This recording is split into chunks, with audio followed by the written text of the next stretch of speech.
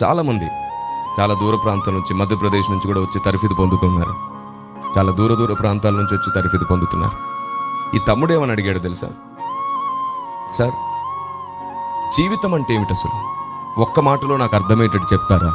నేను చాలామంది బోధకులని, సేవకులను అడిగితే నాకు 10 పేజీలంత సంగతి చెప్తున్నారు. తిప్పి తిప్పి చెబుతుంటే మాకేం అర్థం కావట్లేదు. ఒక్క మాటలో చెప్పడం మీ వల్ల అవుతుందా అంటే నేను అన్నాను, అది పరిశుద్ధాత్ముడే చెప్పాలి. ఒక్క మాటలో ఏ మానవుడు వల్ల అవుతుంది ఒక్క మాటలో చెప్పడానికి? రా మోకరించి దేవుణ్ణి అడుగుదామంటే మోకరించాను. వెంటనే పరిశుద్ధాత్ముడు నాకు ఆలోచన ఇచ్చాడు. బాబు, దేవుడు నాకు ఆలోచన ఇచ్చాడు. గుర్తుంచుకోండి, ఐడియాలన్నీ మనయే అని చెప్పి క్రెడిట్ అంతా మనమే తీసుకుంటావే.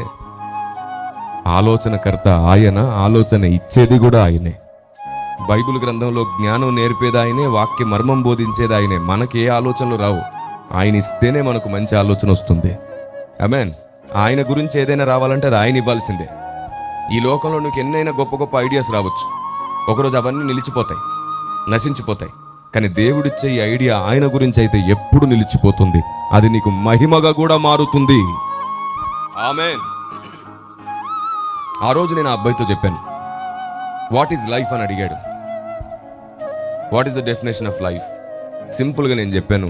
పరిశుద్ధాత్మ దేవుడు నాకు ఆలోచన ఇవ్వగానే, బాబు, జీవితం అంటే ఏమిటో కాదు, దేవుడు నిన్ను ఎలా పంపించాడో నువ్వు అలాగే వెళ్ళిపోకుండా, దేవుడు నిన్ను ఎలా పంపించాడో అలా వెళ్ళకుండా దేవుడు అనుకున్నట్లుగా మారి తిరిగి దేవుని దగ్గరికి వెళ్ళాలి.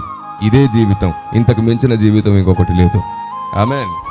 ఎలా వచ్చావో అలా వెళ్ళకూడదు, దేవుడు అనుకున్నట్లు తిరిగి వెళ్ళిపోవాలి. నువ్వు అలా నిర్మించబడితేనే అది జీవితం. దేవునికి స్తోత్రం కలుగును గాక.